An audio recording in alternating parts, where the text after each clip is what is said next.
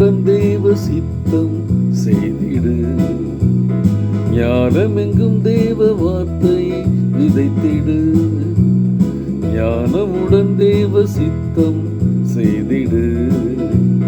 ஞானமெங்கும் தேவ வார்த்தையை விதைத்திடு.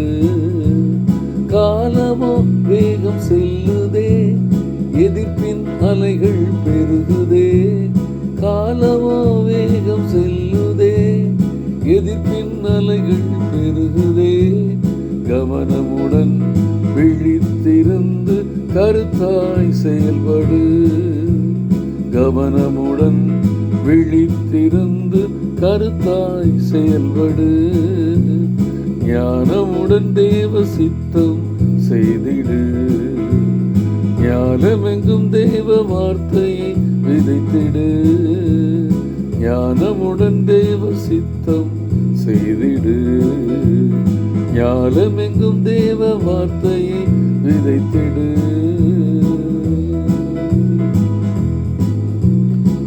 Dear friends, அன்பின் வாழ்த்துக்கள். ஆண்டவரும் இரட்சகருமாகிய இயேசு கிறிஸ்துவின் இனிய நாமத்திலே உங்களை வாழ்த்துகிறேன்.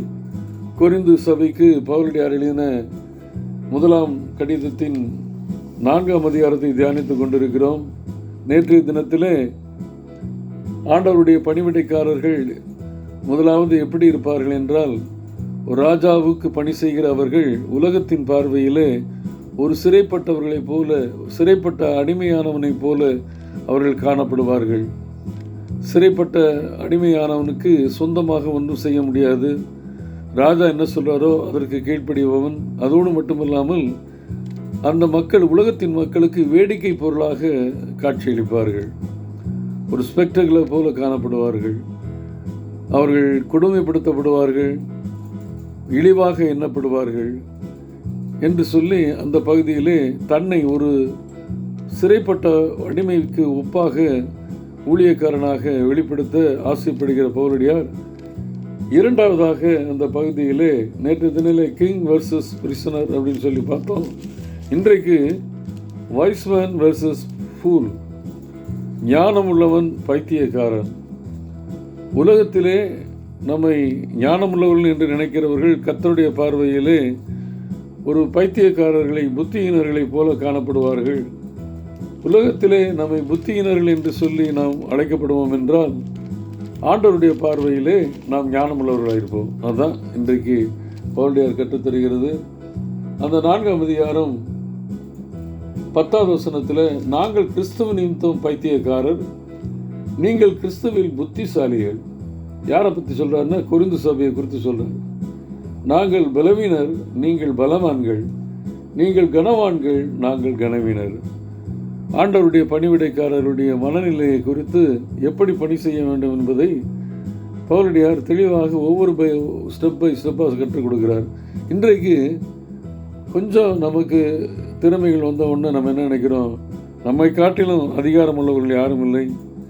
சில பொறுப்புகள் வந்த உடனே எல்லா அதிகாரமும் எனக்கு தான் உடையது, என்னை விட அதிகாரம் படைத்தவர்கள் யாரும் இல்லை, என்ன வேணாலும் நான் செய்வேன் என்று தன்னை மற்றவர்களுக்கு முன்பாக புத்திசாலிகளாக, பலமுள்ளவர்களாக, கனவான்களாக காட்ட ஆசைப்படுகிறது இயல்புதான். அதுதான் இன்றைக்கி உலகத்தில் நடந்துகிட்டு இருக்கு. உலகத்தின் பார்வையில் அவங்கள பார்த்து என்ன சொல்லுவாங்க, ஞானம் உள்ளவர்கள், தைரியசாலிகள், பலமுள்ளவர்கள், கனப்படுத்தப்பட வேண்டியவர் என்று சொல்லி அறியாமல் என்ன பண்ணுவாங்கன்னா, அவங்கள தான் உண்மை ஊழியக்காரன் நினச்சி கனப்படுத்தி கொண்டிருப்பார்கள், பாராட்டி கொண்டிருப்பார்கள், துதி பாடுவார்கள். அதுதான் இன்றைக்கி நடக்குது. ஆனால் ஆண்டவர் பார்வையிலே எப்படிப்பட்டவர்களாக ஒரு பணிவிடைக்காரர்கள் இருக்க வேண்டும் என்று, உலகத்தின் பார்வையிலே அவர்கள் பைத்தியக்காரன் என்றப்படுவார்கள், ஆண்டவருடைய பார்வையிலே புத்திசாலிகள் எனப்படுவார்கள். உலகத்தின் பார்வையிலே அவங்க ஒன்றுத்துக்குமே லாய்க்கில்லை, அவங்க பலவீனர்கள் சொல்லப்படுவாங்க. ஆண்டவருடைய பார்வையில் அவங்க தான் பலவான்களாக எண்ணப்படுவார்கள். உலகத்தின் பார்வையிலே கனவீனப்படுத்தப்படுகிறவர்கள் ஆண்டவருடைய பார்வையிலே கனப்படுத்தப்படுவார்கள்.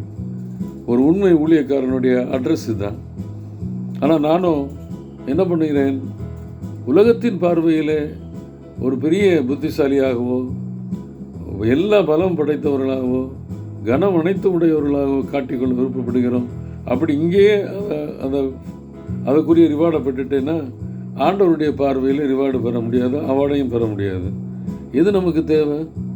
இந்த உலகத்திற்கு அடுத்தபடியாக முடிந்த உலக வாழ்க்கை முடிந்தவுடனே நம்ம என்ட்ரி ஆகிற அந்த தேவனுடைய ராஜ்யம் இருக்கே, அந்த தலைவருக்கு பொருத்தமாக அவருடைய பார்வையிலே நான் ஞானம் உள்ளவர்களாக இருக்க வேண்டும். இன்றைக்கு நான் வைஸ்மேனாக இருக்கிறேனா, ஃபூலாக இருக்கிறேனா? ஆண்டவருடைய பார்வையில் அதை பார்த்து ஒப்பிட்டு பார்த்து ஞானமுள்ள இருதயத்தை தாரும் ஆண்டவரே. உலகத்தில் ஞானமுள்ளவர்களாய், பலமுள்ளவர்களாய், கனப்படுத்தப்படுகிறவர்களாய் வாழ்ந்து காட்டினேன்னா உடைய மினிஸ்ட்ரியை நான் உம்முடைய பார்வையில் உண்மையாக செய்ய முடியாது. என்னை தாழ்த்துகிறேன். ஒரு பிரிசனரை போல, ஒரு ஃபூலை போல இந்த பூமியிலே எல்லாராலும் இகழப்பட்டாலும் ஆண்டவரே உம்மால் நான் புகழப்படுவேன். அப்படிப்பட்ட புகழ்ச்சிக்காக நான் ஏங்கி இருக்கிறேன் என்று சொல்லி அந்த ஏக்கத்தோடு கூட ஆண்டவருடைய பாதத்தில் அமர்வோம். ஆண்டவர் இந்த பூமியிலே நம்மை உயர்த்துவார், கனப்படுத்துவார், பலப்படுத்துவார், அதீத ஞானத்தினால் நம்மை நிரப்புவார். அப்படிப்பட்ட கிருபைகளை ஆண்டவர் நமக்கு தருவாராக. ஆமேன்.